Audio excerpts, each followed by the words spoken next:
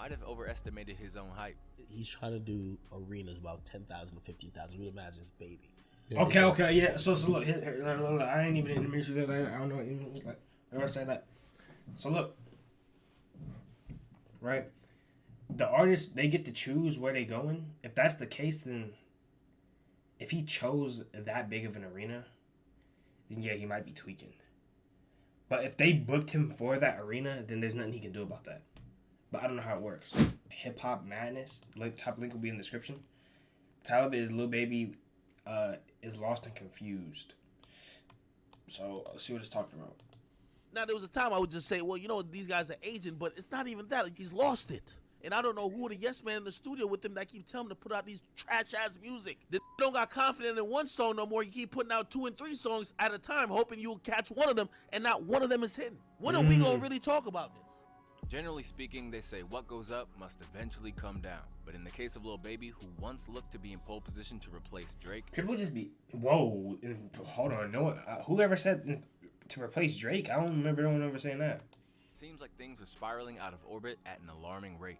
For a window of around 3 years, the rapper lesser known as Dominique Jones has 2020 combined goodwill than any other artist in the field. Commended by old heads and seen as the leader of the new school by his contemporaries, Baby might not have meaningfully entered the game until 2017, but he wasted no time in becoming one of the biggest names in the culture. And after a stellar mixtape, he ran 2020. 2020's My Turn wasn't just critically acclaimed and commercially lucrative, but had one of the most fitting album titles we've seen in a while. A #1 record that came complete with a modern protest anthem that took him to the top of the charts. Baby was at the vanguard of the trap movement, and before long, he was running he was 2020. the kind of plaudits that are usually reserved for veterans of the game.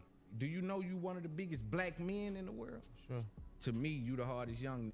I stamped that. Suddenly, Baby was on such a pedestal that he found himself performing at the FIFA World Cup, something usually only reserved for megastars, putting Baby in front of the eyes of 2 billion televisions globally. But while Big Loon spoke of his current prominence and the position that it granted him, there are now concerns over Lil Baby's staying power, as due to the combination of persistent factors, the public that elevated him... Whoa, see, I'm gonna slide about it. Don't talk about Polo G like that, bro. I'll get on you. I'm tripping. But still, bro. Begging him to stop rapping.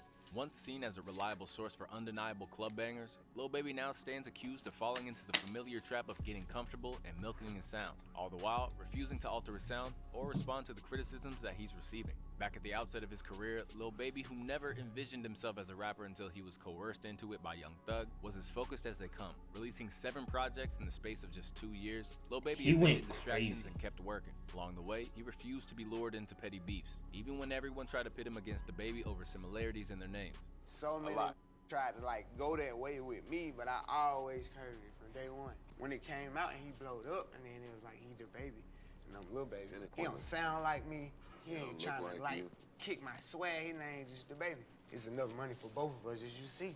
Possessing the kind of shrewd mindset that most rappers would benefit from, Lil Baby stayed locked in with his craft, flooding the market with new music and becoming such a safe bet that even the biggest stars such as Nicki Minaj and Drizzy solely relied on his sound to boost their EPs and singles. At the time of his peak, Lil Baby's sound was so undeniable that many respected critics expected him to be the next Drake and eclipse the man that put him on with Yes Indeed.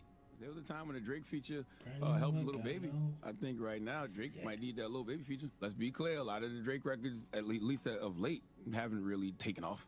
Fast forward to 2023, and not only does it not seem like Lil Baby has any chance of overtaking Drizzy, but there's a concern about him maintaining the success that he's currently riding on. Fresh from dropping a snippet like 350, which is essentially just a rehash of everything he's done for the past 4 years, Lil Baby is facing heat from his own fan base. Notably, Kai Cenat, while not directly calling out Lil Baby, skillfully sidestepped commenting on the song itself. Wait, 350, hold on.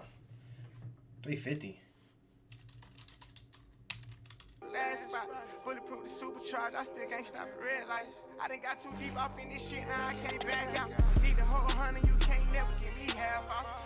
Okay, I don't know what that is. Self, and instead focused all criticism on the production. I'm not even joking, the beat's louder than him. No, fire the producer. Bro, why is the beat louder? W deflect Kai. No, I'm joking. Yeah, the beat was mad louder than Some fans admitting that I think it's time we start having that conversation in regards to Baby's fall off. Combined with canceled tour dates across the nation, it's not a great time to be in the 4PF camp right now. So how do we get to the point where Baby's magic is wearing off? And what can be done, if anything? Well, for starters, let's broach the issue that he had in terms of selling tickets. In July, it was revealed that Lil Baby had canceled a series of shows on his It's Only Us tour, which saw Baby head venues that tend to have capacities of around 15,000 to 20,000 people. In essence, it's the kind of venues that someone like Drake, Cole, or Kendrick, the big threes, routinely sell out. Left with no explanation in terms of why the shows were pulled, fans immediately assumed that it was low sales that led them to be unceremoniously canceled. But while this was the most overt example of Lil Baby not being a draw, the warning signs were there even during his peak. Hot on the heels of their collab project, The Voice of the Heroes, Baby and Lil Durk launched their Back Outside tour. Staged at a time when fans were ravenous for shows after lockdown, it was immediately assumed that, by way of their combined hype, these shows would easily sell out. But, as academics would reveal on the Flagrant 2 podcast, Baby might have overestimated his own hype. He's trying to do arenas about 10,000 to 15,000. You imagine it's Baby. Okay, yeah. So look, here, I ain't even in the midst of that. I don't know. Like, I gotta say that. So look, right? The artists, they get to choose where they going. If that's the case, then if he chose that big of an arena, then yeah, he might be tweaking. But if they booked him for that arena, then there's nothing he can do about that. But I don't know how it works.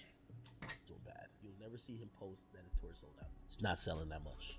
Alongside Dang, acknowledging Yak. that Jack Harlow opted for smaller rooms and was consistently selling out, Baby may have later posted that the tour actually grossed $15 million, but not selling out ultimately hurt his brand, because unfortunately for artists, in hip-hop, optics are often all that matters. So once fans unanimously think you've fallen off, it's almost impossible to regain momentum. No, that's true. That's true. The verdict of others, it matters for some reason. Like, people just listen and they just agree. I don't know how to explain it. Like, people hear somebody say, bro, he fell off. You right. They don't even, yep, that's exactly how it is too, bro. There's nothing you can really do about it. Regardless of the music. Take a look at someone like DaBaby, for example. He's arguably dropping the best music of his career right now, but now that the public view of him has turned, it'll always be reaching a diminished audience. In terms of how this factors into Lil Baby, this can be seen in the reaction to both 350, Crazy, and other recent snippets that he shared. Although they don't sound drastically different. Lil Baby fell off. Wow, sound the same, bro. Anything he's You're so washed. released before, the response has been one of absolute revulsion from his fans. In terms of recovering from this, it's a delicate balancing act. Currently, fans are seeing in real time that it can be overcome through Baby's former collaborator, Gunna. Within the space of dropping his new project, A Gift and a Curse, Gunna went from being labeled a snitch for taking a plea deal to suddenly being welcomed back into hip-hop's good graces without cosigns from any rappers. As to how this happened, well, that actually does come down to the output to a certain extent. As while Gunna advanced musically on his new project and made something compelling, Lil Baby has remained stationary. I listened to the project and I said, I have a hot take on that, right? Here's my take. Me personally, I don't think that has nothing to do with the rapper. I think it really just comes down to like the general public and who they choose to side with. Realistically, like, you can drop the best music ever and like he said, they gonna hit on it just because you have a bad narrative.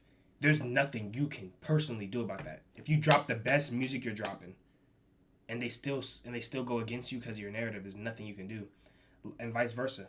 If you dropping terrible music but everyone's rocking with you heavy, everyone's promoting you, everyone's pushing you, they gonna call you him even though your music might not be it.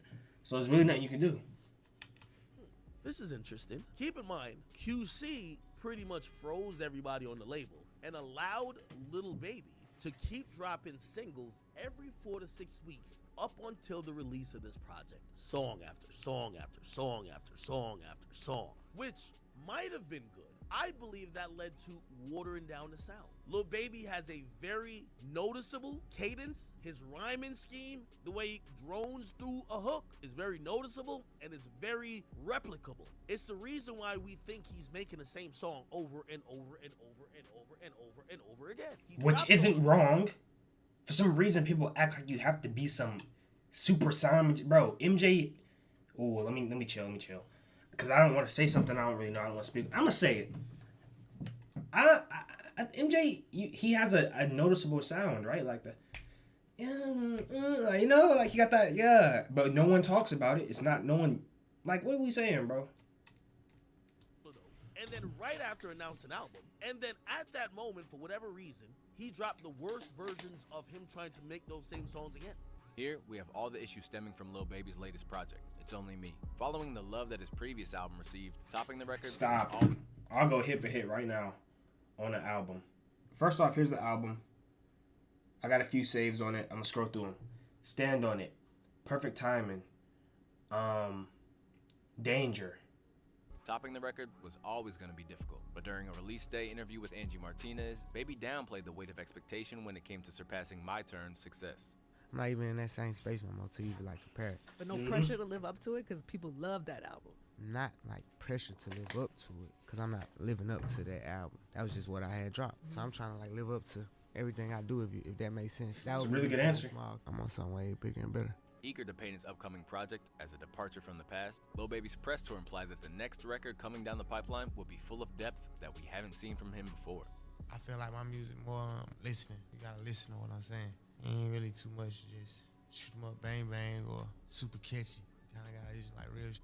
Not saying I don't say nothing about shoot 'em up, bang bang, because that's real too. But for the most part, I feel like you gotta just listen to what I'm saying and understand. Loki, he talks very proper. He knows what he's saying. He's got a good interview. He's got a good, It's released. It's Only Me did outperform My Turn in terms of first week sales, but that's about the only way it beat his previous album. As for starters, this apparent new level of introspection in his bars was completely missing.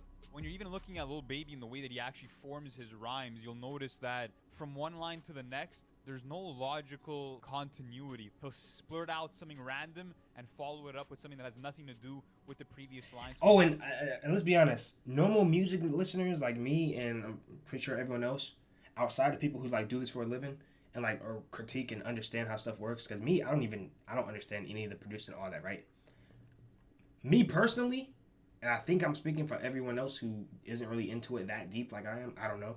But me personally, I don't really care that much about like the analyticals behind every single rapping bar. Like, to me, is the song good?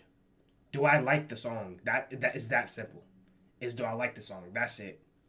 It's not the engineering, the beat process, and this and that. Like, I can appreciate a beat. I can appreciate good engineering.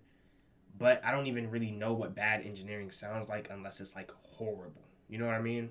I don't know necessarily. So, like, do I like the song? Yes or no? Pretty much. That's how I view music. Setting himself up for any punchlines on here. That hook to Hey, it's the catchiest thing on here, bro. Yeah. Nothing sticks. Nothing is addictive the same way that you got addictive melodies on songs like Emotionally Scarred, for example, on the previous album. This is a major regression from Baby. A record which was widely panned for its repetitive sounds, critics were quick to point to the fact that he fell off with the production too. The production choices on this project are pretty bland too. Very thin trap beats with mild 808s and hi-hats and snares that are basically emaciated. They're so lifeless. I'm actually kind of surprised to see most of the writing credits on these tracks mentioning at least a handful of people. If I didn't know any better just listening to the quality of this record, I would have assumed this whole thing was thrown together by a skeleton crew of Lil Baby, a couple of producers, and maybe an engineer. On top of the fact that these tracks were somewhat lacking in creativity, what also needs to be factored in is that to a certain section of his fans, they had garnered an affection for him that was left unfulfilled. When Lil Baby dropped The Bigger Picture at the height of the BLM movement, he quickly found himself with his very first Billboard #1 hit, suddenly giving an empowering track that was completely outside of his usual sound. No way. I could have sworn Drip Too Hard that was running the city for real. But I guess The Bigger Picture, that was like, okay, I'm tripping. Lil Baby earned himself a bunch of new fans, but when it came to feeding this new audience, they've been neglected. And even though Coach K claimed they all stuck around, it seems like that was temporary. As opposed to leaning into his new role as an outspoken activist and stepping territories that even Drake hasn't seen, Lil Baby has arguably gone the opposite way and is now rubbing shoulders with billionaires like Michael Rubin and Robert Kraft. According to him, he's simply acquiring game, but it has diminished some people's ability to root for him when he's constantly chasing the bag rather than feeding them with his artistry. What have you learned from those guys? I learned a lot. Ask questions. They know answers to questions we don't even know about. They 10-year-old kid know that, but they couldn't tell me nothing about the streets though. Hanging with billionaires who were infatuated by hip-hop culture while he garners a physical education, it's unsurprising that Baby wants to learn the ropes of business, considering that he's already been talking about his exit strategy from rapping. I don't want to be an old rapper. Really? You know everybody says that. I just always had that thought in my head, like I don't want to be no older rapper, like 35, 36. While this could be understandable if it was just a simple side mission. Yeah, this picture, he was getting a lot of heat for this picture. Not gonna lie. He was getting a lot of heat for this picture. I ain't never seen Baby smile like that. I don't know what they got going on, but hey. Images from Baby with the Billionaire Boys Club suggest that the relationship isn't as focused for Baby as he made it out to be. Pictured in what academics described as hugging in the Oreo position, there's a sense that he's treated like a novelty by billionaires. And while ignoring the negative comments might have worked at his peak, there's tangible proof that he needs to switch his approach. And according to Act, I disagree. His recording process.